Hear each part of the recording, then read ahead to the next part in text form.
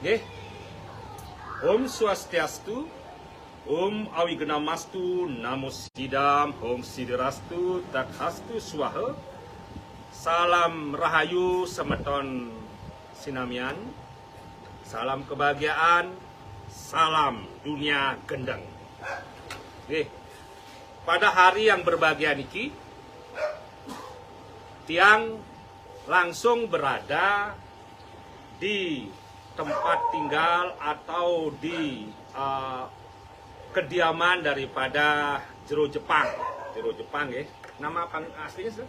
Adi Winata Kusuma. Adi Winata Kusuma yang kebetulan sekali sedang membuat kehebohan dunia maya-maya. Namun dalam hal ini harus diberikan kesempatan kepada Jero Jepang niki untuk menyampaikan alasan kenapa melakukan hal seperti itu. Jadi apakah itu ada maksud-maksud tertentu yaitu edukasi ataukah hanya ingin viral atau yang lainnya? Silakan Jero. Kalau saya yang pertama kejadian kan saya mereaction video oknum mampu tersebut yang ada di sebuah pertunjukan calon barang yang katanya bisa memasukkan roh ke dalam otak rokok. Nah, karena dari berbagai referensi yang saya pelajari, tidak ada yang namanya manusia itu bisa memasukkan roh ke dalam otak rokok. Karena itu adalah hal niskala.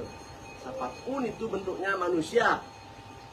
Kalau sudah yang namanya melenceng, yang sudah yang namanya pemodohan spiritual, pasti saya akan edukasi ke masyarakat bahwa itu tidak ada. Kalau menurut saya seperti itu juga. Sabar dulu.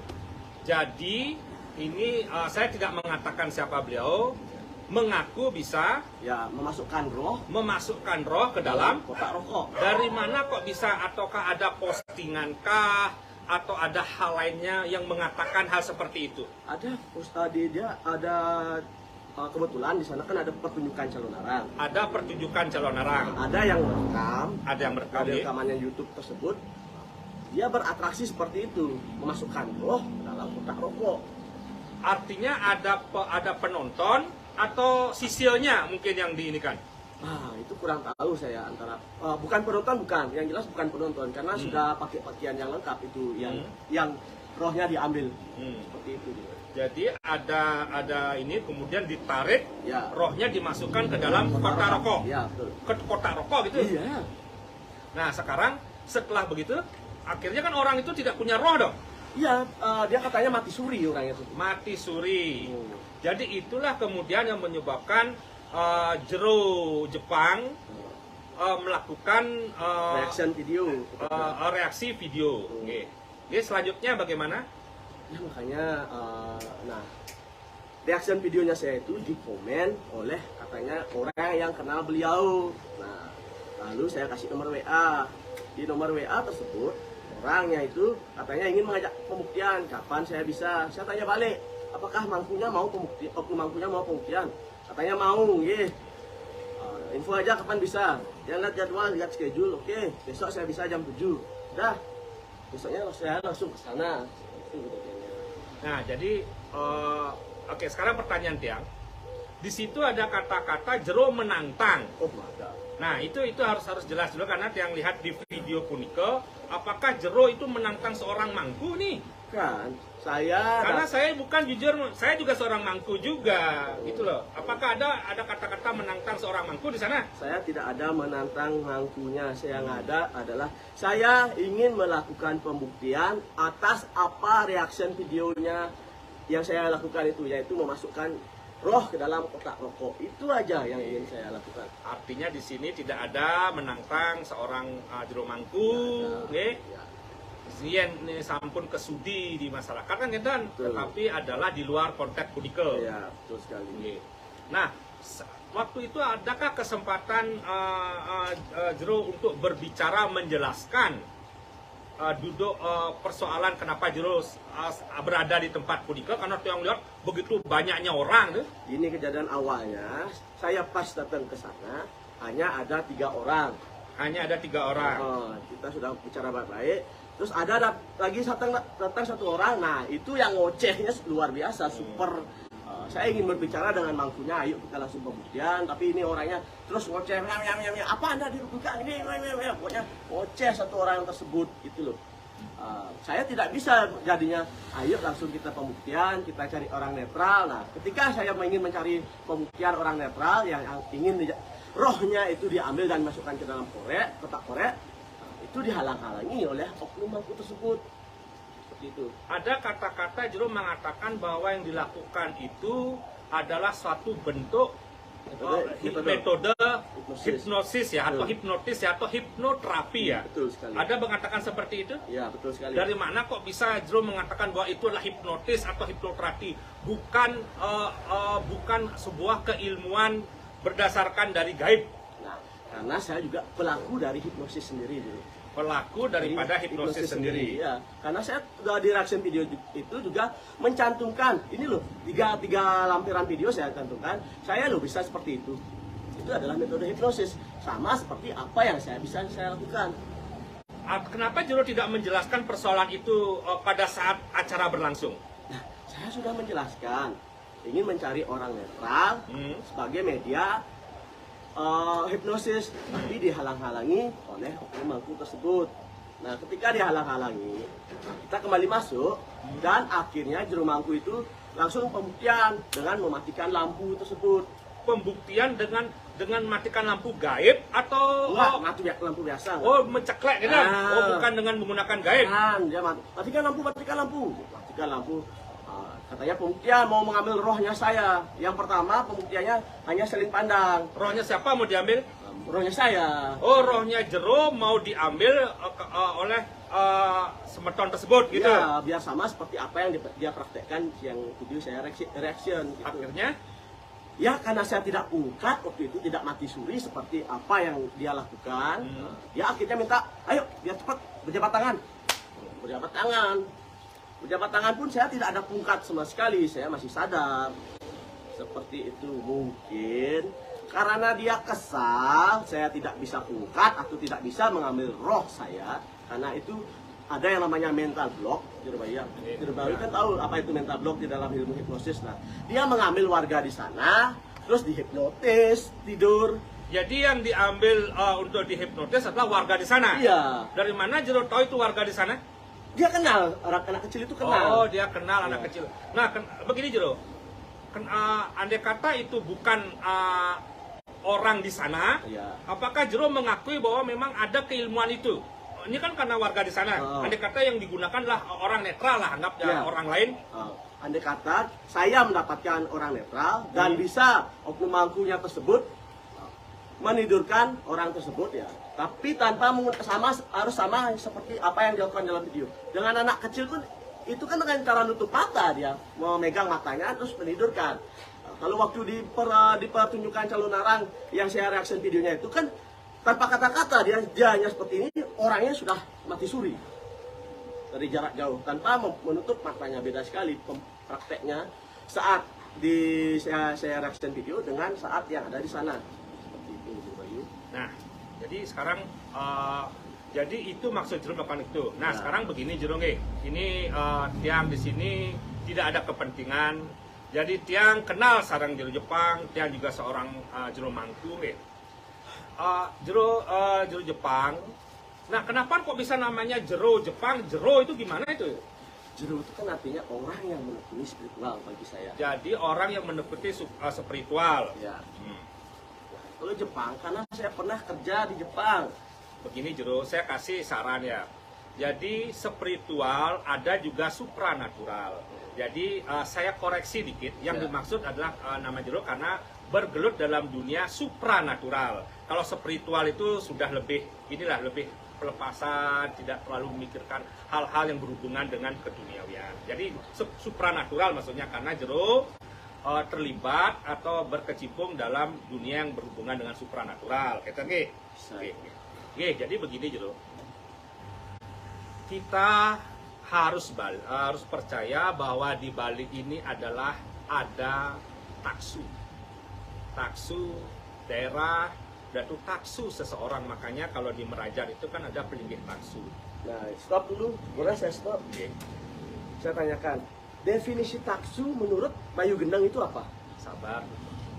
Ya. Ketika Anda berbicara, saya tidak membantah, saya tidak memotong. Ya. Jadi jangan potong pembicaraan saya ya. Ya. Jadi begini. Setiap daerah, setiap manusia ada taksu. Ada bakat, ada teman. Oke. Begitu juga di Bali ini sendiri. Ada keilmuan-keilmuan leluhur yang sudah dianalisa, ditemukan dan dipelajari. Ditemukan loh. Penciptanya tetap Sang Hyang Aji Saraswati. Ditemukan oleh leluhur, kemudian ilmu-ilmu tersebut dirangkum dalam lontar-lontar.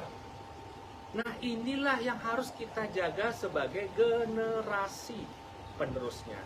Jadi pakem-pakem ilmu leluhur ini agak tidak punah. Jadi menurut saya bisa jadi dalam hal itu juru mangkul tersebut atau yang lainnya sedang mempraktekkan atau menjalani keilmuan berdasarkan literasi leluhur. Nah, ketika berada pada dunia modern ini, kita atau jero Jepang keinginan untuk membuktikan. Padahal gaib itu tidak gampang untuk dibuktikan. Karena apa? Itulah yang dinamakan fisika dan metafisika. Ilmu gaib itu metafisika, sesuatu hal yang tidak bisa dibuktikan secara real, secara nyata. Namun, kita kalau kita ingin mempelajari hal-hal tersebut, boleh kita lakukan, tetapi jangan nyampang. Nyampang itu artinya, jangan kemudian ketika hal itu tidak bisa dibuktikan, kita merasa bahwa gaib itu tidak ada, gitu loh. Bukan gitu ya, masalahnya ya, ya. Itu kan ada aksi yang dilakukan oleh oknum mangku tersebut. Nah, saya mereaksi. Dia bisa mempraktekkan, kenapa tidak bisa membuktikan dengan saya? Artinya perbuatan daripada oknum, ya saya bilang, ya, oknum-oknum tersebut membuat reaksi gitu nih. Membuat jadi, aksi dia. Buat aksi dulu, kemudian buat aksi, kemudian memunculkan reaksi. Betul. Artinya di mana ada asap, di sana ada api. Betul sekali. Artinya kalau tidak ada aksi seperti itu, bagusnya undang-undang ya. Oh, tidak melakukan, artinya ada reaksi dulu nih. Ya, ada aksi dulu baru reaksi. Ada aksi, ada reaksi. Oke. Nah, jadi dalam hal ini, Jero, tata etika komunikasi juga harus dikedepankan. Entah yang Jero lakukan itu adalah sebuah edukasi, atau yang Jero lakukan adalah sebuah yang Jero merasa benar, kita harus lihat siapa yang kita ajak berbicara. Saya tidak akan mengajarkan Jero tentang sopan santun, tidak. Namun tetap harus ada etika dalam komunikasi yang dijaga. Apalagi ketika kita berbicara, jangankan dengan orang tua, dengan orang yang lebih muda juga ada etikanya. Apalagi bisa jadi yang Jero ajak berbicara seorang jero mangku, sanes sampun kesudi, sampun mewinten, okay? Dengan upekara-upekara yang dilakukan, etika itu mohon dijaga dalam komunikasi.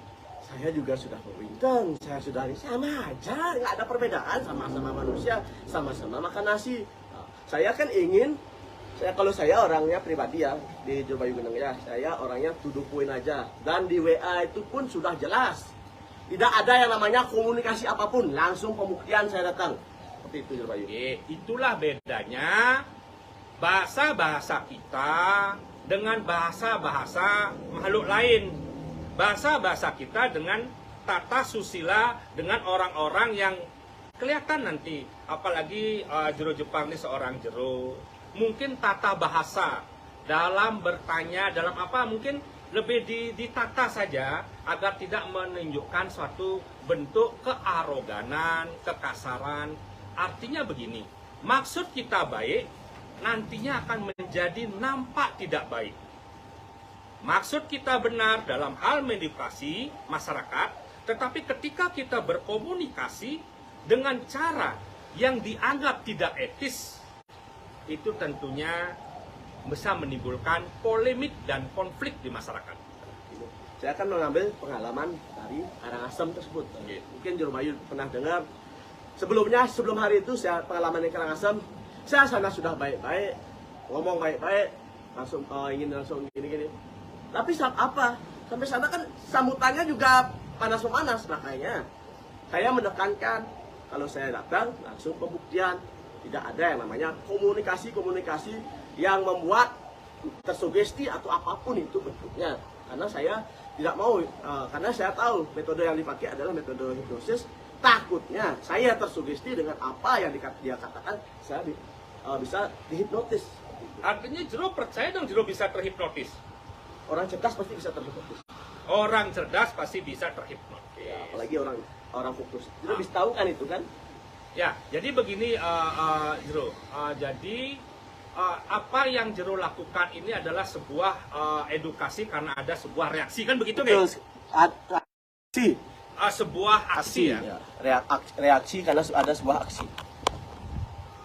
Oke, jadi saran saya untuk kedepannya supaya kita juga para spiritual, para supranatural dalam melakukan kegiatannya itu ya namanya oknum ya. Jadi Jero harus tahu ada kata-kata oknum itu harus tetap disebutkan ya. Pasti, jadi supaya pasti. enggak ada penyamaan rata. Nanti pada Kadinangan gitu di Kadinangan semua sama gitu loh Jero. Ya, tetap pasti ada kata oknum itu. Oke, jadi kesempatan ini kesempatan daripada Jero Jepang untuk berbicara. Saya langsung datang ke markasnya. Ya, langsung datang ke markasnya. Oke. Apa yang ingin Jero Jepang sampaikan? Karena kemarin kan banyak orang, jadi Jero Jepang tidak sempat menyampaikan. Nah kemarin Jero Jepang kan sudah minta maaf. Kalau minta maaf artinya Anda mengaku salah dong. Nah makanya di sini masalah minta maaf itu harus tahu kronologi sebelum saya minta maaf. Nah, itu kali kedua saya mencari orang netral untuk dijadikan mediasi hipnosis keluar. Nah, ketika saya mencari orang yang netral, saya dicari oleh polisi. Pak, saking napi, saya saking pemegang pasar.